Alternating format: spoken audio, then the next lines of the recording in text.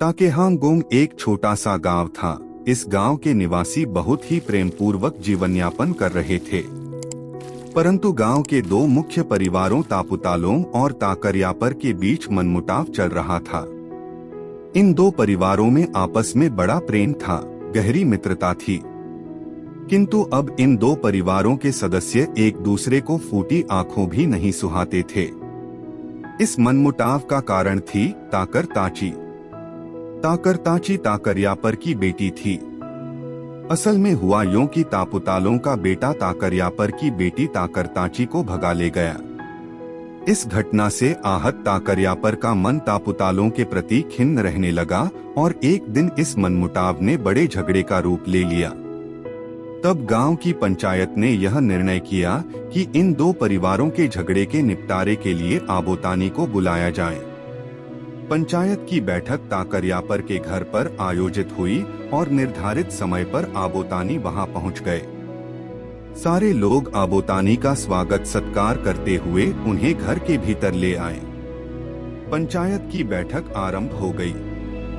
जब आबोतानी के बोलने की बारी आई तो उन्होंने पूर्ण रूप से एक मध्यस्थ की भूमिका अपनाकर अपनी बात को प्रभावी ढंग से कहना प्रारंभ किया। जब आबोतानी बोल रहे थे तभी एक बूंद उनके ऊपर आ गिरी। आबोतानी ने सोचा शायद छत से पानी टपका होगा। अब जब अपनी बात समाप्त कर आबोतानी पंचायत के अन्य सदस्यों की बात को सुन रहे थे तब पुनः एक बूंद उनके घुटने पर आ टपकी। आबोतानी ने यूं ही जहां बूंद टपकी थी वहां उंगली फिराकर उसे चाटा। चाटते ही वे आश्चर्यचकित हो गए, कारण उस बूंद में गजब की मिठास भरी हुई थी। अब आबोतानी की उत्सुकता की कोई सीमा नहीं रही। उन्होंने तुरंत गृहस्वामी ताकरयापर से इस बूंद के बारे में पूछा कि आखिर यह बूंद है क्या। ताकरयापर ने उन्हें बताया कि यह ओपो मदिरा है। आबोतानी ने फिर प्रश्न किया कि इसे बनाने की विधि क्या है। ताकरयापर ने विस्तार से बताया कि ओपो बनाने के लिए सबसे पहले चावल को पकाया जाता है और फिर उसे ठंडा करने के लिए पेचे बांस से बना कालीन में फैला दिया जाता है और जब चावल ठंडा हो जाए तो ओपो खमीर को उसमें खूब अच्छी तरह से मिलाया जाता है। फिर ओपो मिश्रित चावल को बर्तन में डालकर नाका यानी घर की भीतरी छत पर रखा जाता है। चूल्हे में आग जलाकर छत को गर्म रखा जाता है। इससे कुछ दिनों पश्चात चावल पककर ओपो बन जाता है। आबोतानी ने ओपो बनाने की प्रक्रिया को बड़े ध्यान से सुना। दोनों परिवारों में सुलह कराने के पश्चात आबोतानी ने सबसे विदाई ली, किंतु जाने से पूर्व उन्होंने ताकरयापर को मदिरा बनाने के लिए ओपोप के बदले में योचिक चाकू और चकमक पत्थर दिए। ताकरयापर ने बड़ी ही सावधानी से ओपोप को पत्ते में लपेटकर आबोतानी को देते हुए कहा, आपकी यात्रा तो अत्यंत लंबी होगी। आथ यात्रा के दौरान सुस्ताने के लिए एक विशेष जगह बतलाता हूँ। ताकर कार्गो लिरो नामक जगह सुस्ताने के लिए अति उत्तम है। वहां अवश्य सुस्ताकर अपनी थकान मिटा लीजिएगा।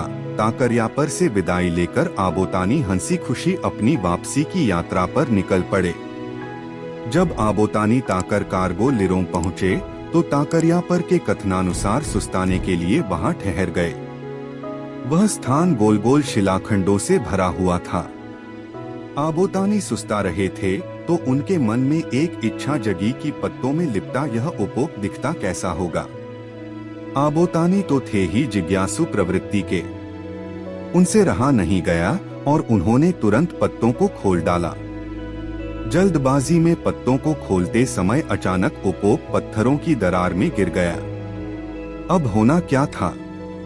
आबोतानी अपना सिर पकड़कर बैठ गए और सोचने लगे कि यह मैंने क्या कर दिया। इतनी कीमती वस्तु मेरे हाथ से छूट गई। आबोतानी बहुत दुखी हो गए।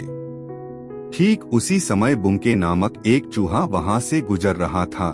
चूहे को ताकरहांगगोंग गांव जाना था। आबोतानी की घोर उदासी देख चूहा रुक गया और उनसे उदासी का कारण पूछा। आबोतानी ने व्यथित मन से सारा वाकया सुनाया। चूहा बोला, आपकी उदासी देख मेरा मन पसीज गया। मैं आपकी सहायता करूंगा। मैं आपके लिए पत्थर की दरार में घुसकर ओपोप वापस लेकर आता हूँ। अब तो आप खुश हैं? आबोतानी का चेहरा खिल गया और उन्होंने उत्तर दिया, हाँ हाँ, बिल्कुल खुश हूँ। तुम तो बहुत भले हो। परंतु चूहे ने एक शर्त रखते हुए कहा, पहले आप यह वचन दीजिए कि बदले में मुझे कुछ वरदान देंगे, तभी मैं आपकी सहायता करूंगा। आप तो दिव्य शक्तिधारी हैं। तब आबोतानी ने उसे आश्वस्त करते हुए कहा, मैं तुम्हें कई सारे अधिकार देता हूँ। मसलन तुम मनुष्यों के घरों में रहकर उनकी वस्तुओं के साझीदार बनोगे। धान्यागार का धान और अन्य सामग्री को खा और कुतर सकोगे। यह सुन चूहा खुश हो गया और दरार में घुसकर ओपोप निकाल लाया, फिर उसे आबोतानी को लौटा दिया। आबोतानी ओपोप लेकर अपने घर पहुँचे और अपनी पत्नियों को ओपो बनाने की विधि बतलाई। उनकी पत्नियों ने ओपोप को चावल में मिलाकर पोनोपो चावल वाली मदिरा और मड़ुआ में मिलाकर तेमोपो मड़ुआ वाली मदिरा बनाया। भिन्न भिन्न स्वादों वाली मदिरा का रसास्वादन कर आबोतानी गदगद हो गए। ओपो नीशी जनजाति का एक महत्वपूर्ण पेय है। आजकल नीशी घरों में पीने के लिए चाय या जूस दिया जाता है, परंतु पुराने लोग चाय से परिचित नहीं थे, क्योंकि तब दुर्गम पहाड़ों में चाय की खेती नहीं होती थी। घर में कोई अतिथि आए तो पीने के लिए ओपो ही दिया जाता था। धार्मिक अनुष्ठानों में ओपो को पवित्र मानकर देवी देवताओं को चढ़ाने का आज भी रिवाज है। पर्व त्योहारों में ओपो का सेवन हमारे पूर्वजों के समय से चला आ रहा है। प्रस्तुत लोक कथा इस तथ्य पर भी प्रकाश डालती है कि मनुष्य के घरों में चूहे का प्रवेश कैसे हुआ। नीशी जनजाति यह मानती है कि आबोतानी के वरदान के कारण ही चूहों को घरों में प्रवेश का अधिकार मिला और इस अधिकार का निर्वाह पूरी निष्ठा से चूहे आज तक कर रहे हैं।